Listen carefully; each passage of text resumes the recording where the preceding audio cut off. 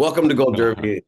I'm senior editor Denton Davidson here with Oscar winner Chris Benstead, here to talk about his work composing the music to Guy Ritchie's Netflix series, The Gentleman. Chris, this is an interesting case because you scored Guy's film of the same name in 2019. Yeah. So what were you thinking when he came back and he was like, hey, same name, different premise. Do Yeah, you want to do this again? exactly. Yeah, it was interesting. And I assumed, oh, this is great. We've got some music we can kind of work with, right? We've got a back catalogue now. But no, it wasn't to be. Guy wanted to because it's a kind of it's in the world of, but it's definitely an offshoot, isn't it? So yeah, Guy wanted to completely reinvigorate the music and try something completely different, which was fun. Yeah, I went back and listened to the film score just out of curiosity, and it is quite different. So you're not Yeah. lazy. This is not recycled at all. No, no, no. Is So, I think there's yeah, there's nothing sort of regurgitated really. It's an entirely fresh approach. Yeah. yeah, what did inspire you for this score and particularly the vocals and the choir? I mean, it's very bombastic and beautiful. Yeah, it is bombastic. I think it's got those two extremes from bombastic to soulful at times. But yeah, the I think I was given the scene where Freddie kind of loses it when he realizes he's not the heir to the empire of his father. He's not going to inherit the estate and everything that goes with it.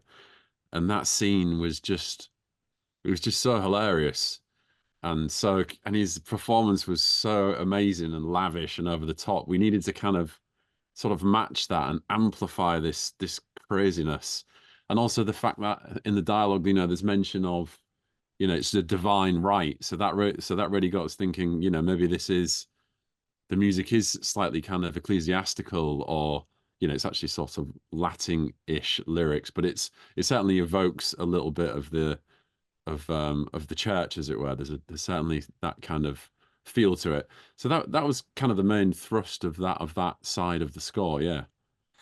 I was gonna ask, how do you start? Is that the scene you started with? Because that seems like the most difficult part for me. Like, do you start working on music before filming? Do you get certain scenes and try to work into the vibe?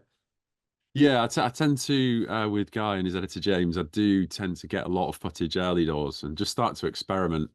Some things stick and some don't, and that's part of the process with those guys, is just to kind of feel our way into it and not be precious. Just because I've written a piece of music, it doesn't mean it's the right thing. I always say, kind of a film score, you have to kind of and a TV score, you have to unlock the little kind of secret recipe that it's asking you to find.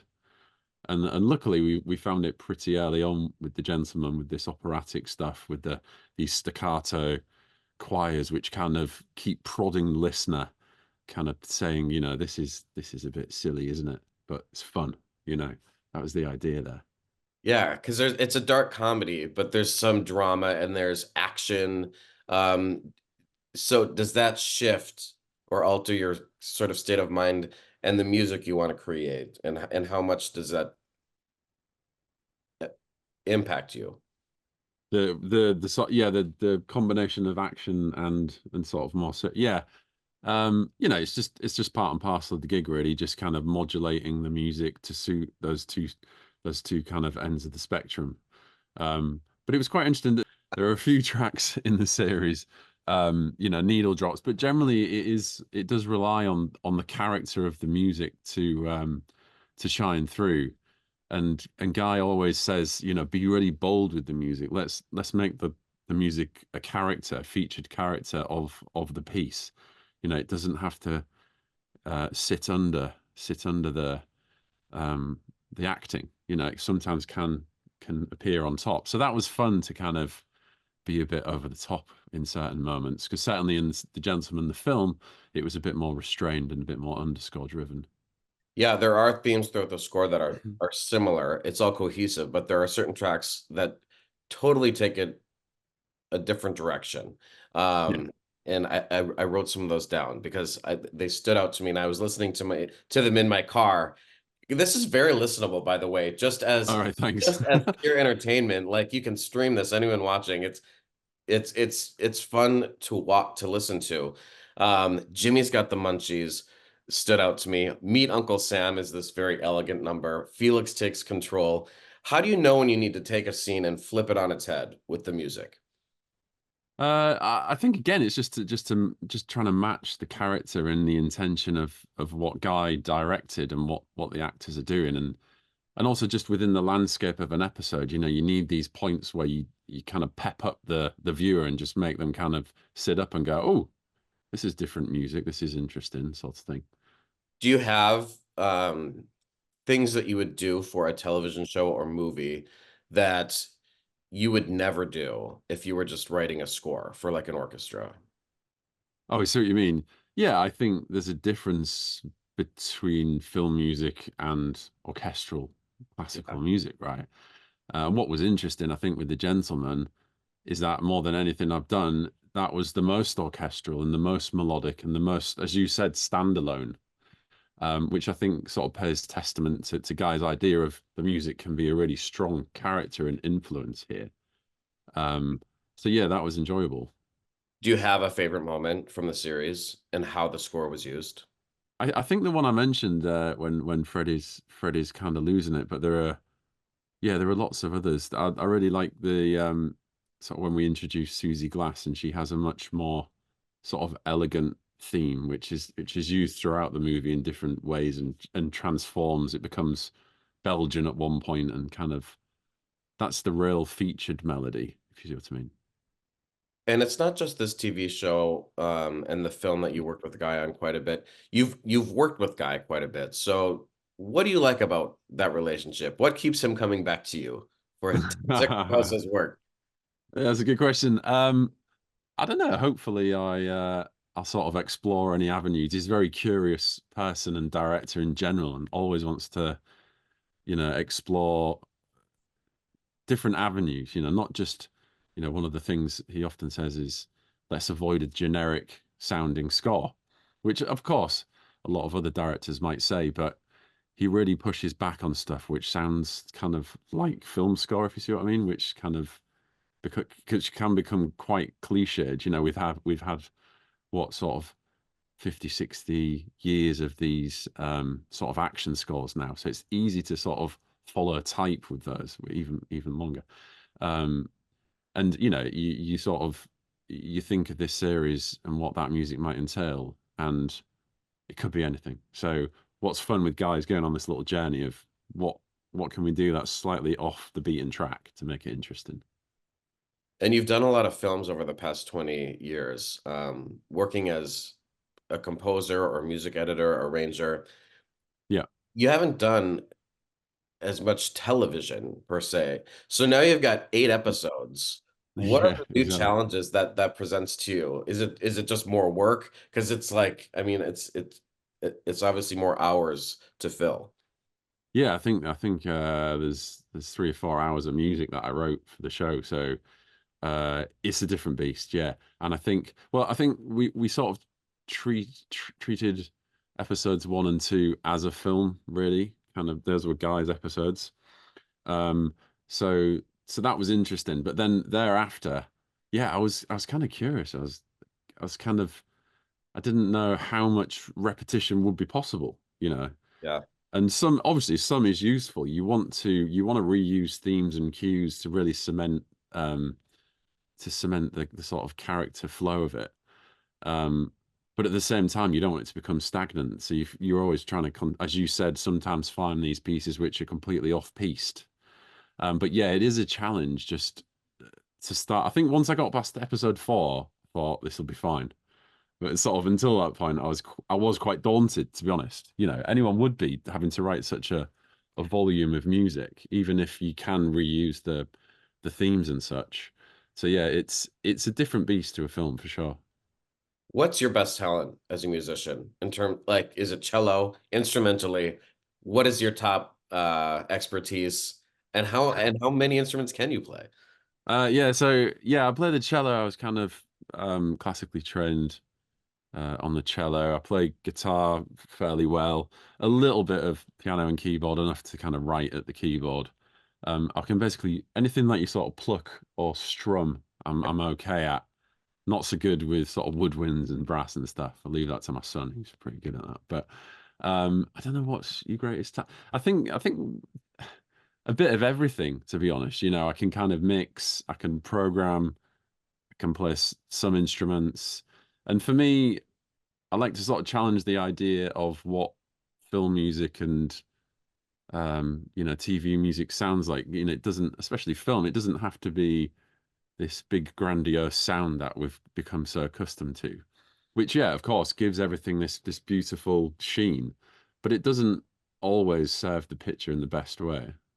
And I think like Wrath of Man was a good example. That was uh I really avoided a big orchestral sound. It was just a lot of cellos which are mic'd just a few inches away, and just track those up and detune them to create really kind of guttural, um, super low endy kind of hellish sounding music for some of that. And that I found that really effective. And there's a great power in economy of means, I think, which is something Hans does so well. Sometimes just one voice or one instrument is all you need, and I think he's taught us all that. When did you realize music was a passion for you? And then at what stage were you like, I can actually make a living doing this, and I can even make movies and TV? Because that seems Yeah, like yeah, a far dream for yeah. Like for a kid it from was. North England.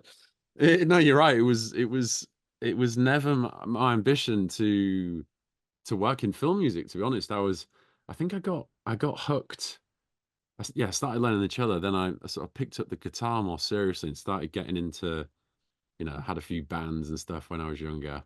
And that's where my passion was. I really wanted to sort of go into songwriting. I was writing a lot of songs and really trying to flex in that area. And then I just sort of realized, you know, this is a tough game. To be a songwriter, to be in a band is, and I was quite sort of academic at the same time. So I didn't want to sort of pin all my hopes on that.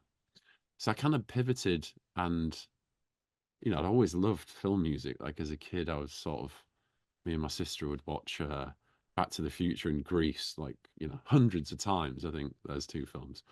And that sort of stuck with me.